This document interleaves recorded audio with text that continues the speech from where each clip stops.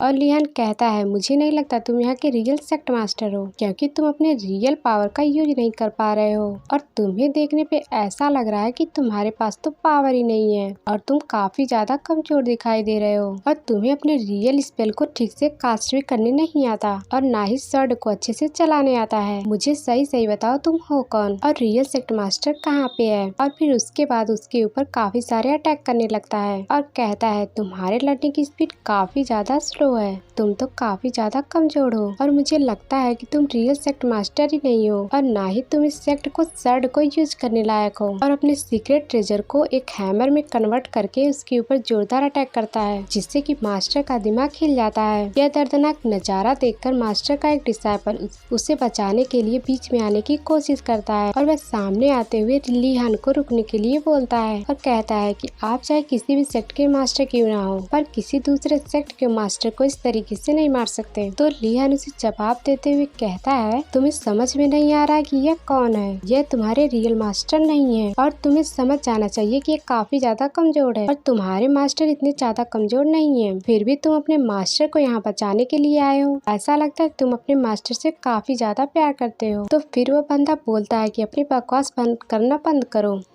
फिर वह बंदा बोलता है अपनी बकवास करना बंद करो, यह मेरे मास्टर है, मैं इनको चोट नहीं पहुंचाने दूंगा। और चुपके से मिसलिन उस लड़के को देख रही होती है और वह भी एक लड़के का फेस बदल के आई होती है। वह अपने मन में अजीबोगरीब ख्याल पका रही होती है और उसे ऐसा लगता है कि मास्टर और डिसाइपल के बीच में काफी ज्यादा गहरा रिश्ता है। इस बात को वह सोच के काफी ज्यादा खुश हो रही थी। इसके बाद लिहान को उसकी बकवास सुन के काफी ज्यादा गुस्सा आ गया था। उसके सब्र का बांध टूट चुका था और कहता है तुम्हारी यही मर्जी है तो तुम्हें अपने मास्टर के साथ ही मरना होगा। पर वह मास्टर उसके बीच में आके उससे बचा लेता है और कहता है आप मेरे डिसाइपल को कुछ ना करें, मैं सब कुछ सच सच बताता हूँ। फिर लिहान अपनी शर्ट की मदद से उसका मास्क उतार देता है तो फिर उसका रियल फेस दिखाई देता है, जो कि रियल में मास्टर नहीं होता है बल्कि उसी डिसाइपल का एक बंदा होता है। और वह सभी के सामने यह सच्चाई रिवील करता है कि हमारे मास्टर को हम सभी ने मिलकर कैद किया है, क्योंकि वह काफी ज्यादा ही पागल हो गए थे। उनको एक गिफ्ट में मिला हुआ स्क्रॉल, जिसकी मदद से वो इतना ज्यादा कल्टीवेशन किए कि वह उन पे हावी हो गया, जो कि स्वॉर्डमैनशिप का एक स्क्रॉल है। अगर उन्हें आजाद कर दिया जाए तो एक ही दिन में सभी को खत्म कर देंगे, इसीलिए हमने उन्हें कैद कर दिया है और उनका स्वॉर्ड भी ले लिया है, और ताकि हम इस सेक्ट की जिम्मेदारी संभाल सके। और इस गलती के लिए आप मुझे जो भी सजा देना चाहते हैं मुझे मंजूर है, पर हमारे छोटे भाई को मत मारिए, इसकी कोई गलती नहीं है। कि तभी इनकी बातें सुनने के बाद सेक्ट मास्टर फेंक बीच में आते हुए बोलती है इस लड़के ने काफी ज्यादा बड़ी गलती की है और वो भी एक सेक्ट लीडर को मारकर, और इस जुर्म के बदले इसे सिर्फ मौत की सजा होगी और हमें इन दोनों भाइयों को एक साथ ही मारना होगा और इस सर्ड और डिस्ट्रक्शन को भी हथियाना होगा।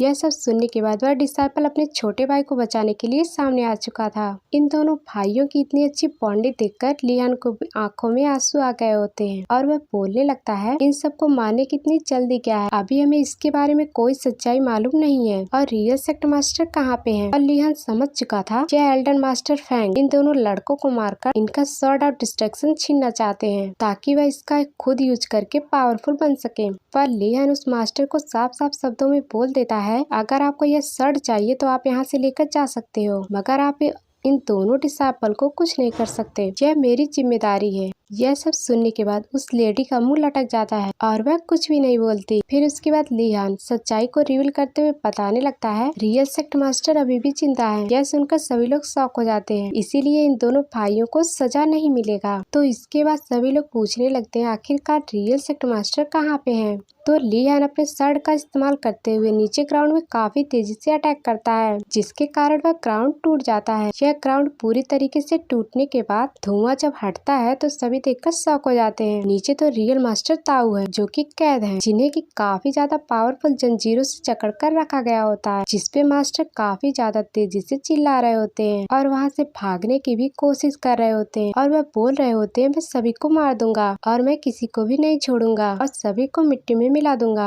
यह सब देखने के बाद लिहान उन दोनों डिसाइपल से पूछने लगता है आखिरकार यह ऐसा बिहेव क्यों कर रहे हैं। फिर वह डिसाइपल बताता है हमारे मास्टर एक ऐसे स्क्रॉल को सीख रहे होते होते हैं जो कि उन्हें काफी ज्यादा अच्छा लगता है। वह एक काफी ज्यादा मिस्टीरियस स्क्रॉल होता है। मास्टर ने उसको प्रैक्टिस करने की कोशिश की पर वह स्क्रॉल उनके ऊपर ही हावी हो गया, जिसने इनको अपने काबू में कर लिया और वह अपने मन मर्जी से काम करवाने लगा। और यह स्क्रॉल उनको किसी बंदे ने गिफ्ट में दिया था। हमारे मास्टर उसे बहुत ही ज्यादा अच्छी तरीके से सीखना चाहते थे और एक महान सर्जन बनना चाहते थे, पर यह उल्टा हो गया और हमने उन्हें काफी ज्यादा मेहनत करके पकड़ा और उनको जंजीरों से कैद कर दिया ताकि वह हमारे सेट को नुकसान न पहुंचा सके। यह एक ऐसा स्क्रॉल था जब भी कोई कल्टीवेटर इसको सीखने की कोशिश करता, जिसके कारण उसका पावर तो बढ़ेगा लेकिन वो तो खून का प्यासा हो जाएगा और लोगों को मारने के लिए इतना ज्यादा उतावला हो जाएगा कि वह एक डीमन की तरह होने लगेगा, जिसके कारण वह लोगों को मारने से जरा सा भी नहीं हिचकेगा। इसीलिए मजबूरन हमें उन्हें यहाँ पे कैद करना पड़ा। अगर इस बात का पता सभी सेक्ट को चल जाता तो सभी सेक्ट हमारे दुश्मन बन जाएंगे। इसीलिए हमने किसी भी सेक्ट को नहीं बताया कि कोई भी सेक्ट हमारे ऊपर हमला करके इसे हथियाने की कोशिश करता। इसीलिए हमें इन सब की जिम्मेदारी खुद ही लेनी पड़ी। पर आप सबके कारण यह सीक्रेट रिवील हो चुका है।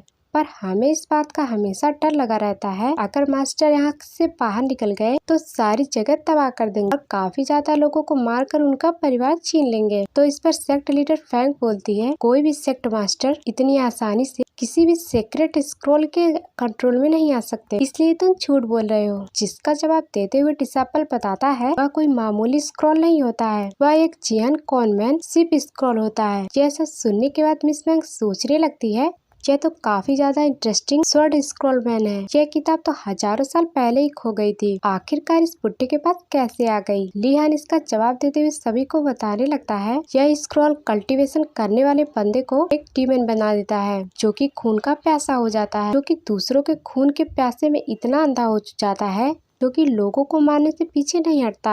और ऐसी स्थिति जब होती है, कोई कल्टीवेटर अपने दुश्मन को मारने के लिए इतना ज्यादा पागल हो जाता है कि वह डीमन में ट्रांसफॉर्म हो जाता है और वह तब तक नहीं रुकता जब तक अपने दुश्मन को मार नहीं देता। जिस पर मास्टर ताऊ जोर से चिल्लाते हुए कहने लगते हैं, मैं उस लड़के को छोड़ूंगा नहीं, मैं उसे जल्दी ही मारूंगा। वह जिस लड़के की बात कर रहे होते हैं वह कोई और नहीं बल्कि हमारा हीरो लीहान होता है कि तभी वह नीचे से आजाद हो चुका था और वह बाहर आते हुए लोगों को मारने के लिए आगे बढ़ने लगता है। और तभी उसके सेक्ट मास्टर ताऊ जिम को रोकने लगते हैं और ताऊ जिम अपने बॉडी पे कंट्रोल करने की कोशिश करते हैं, क्योंकि वो पूरी तरीके से डीमन नहीं बने थे पर वह अपनी बॉडी को कंट्रोल करने की लगातार कोशिश कर रहे होते हैं। तभी वह लड़का लीहान को बोलने लगता है, तुम काफी ज्यादा बुरे हो, तुमने हमारे मास्टर को आजाद कर दिया और वह सभी सेक्ट को तबाह कर देंगे और काफी ज्यादा लोगों को भी मार देंगे। यह तुम्हारी गलती है और जल्दी से जल्दी पूरे सेक्ट को खाली करना होगा, इससे पहले कि मास्टर सभी को मार दे। वह मास्टर को शांत करने के लिए जाता है पर मास्टर गुस्से में अपने डिसापल को ही मार देता है। यह सब देखने के बाद उसका बड़ा भाई भी अपने मास्टर को रोकने की कोशिश करता है पर उसका मास्टर उसे भी मार देता है और इसी प्रकार उसने दोनों भाइयों का खेल खत्म कर दिया था। और तभी मास्टर की नजर सभी के ऊपर जाती है, सभी को देखकर उनकी तरफ पड़ने लगते हैं और सारे मास्टर उसका पावर देख के डर गए होते हैं, क्योंकि उनके हाथ में वही स्वॉर्ड ऑफ डिस्ट्रक्शन होता है और वो भी रियल वाली। फिर मास्टर ताऊ बोलने लगता है, मेरे इमोर्टल दोस्त ने उस लड़के को मारने के लिए बोला था पर मैं उसमें कामयाब नहीं हुआ, पर अब वह समय आ चुका है उसे मारने का, मैं उसे मारने के लिए यहाँ से जा रहा हूँ। यह सब सुनने के बाद लीहान को सब कुछ समझ में आ चुका था कि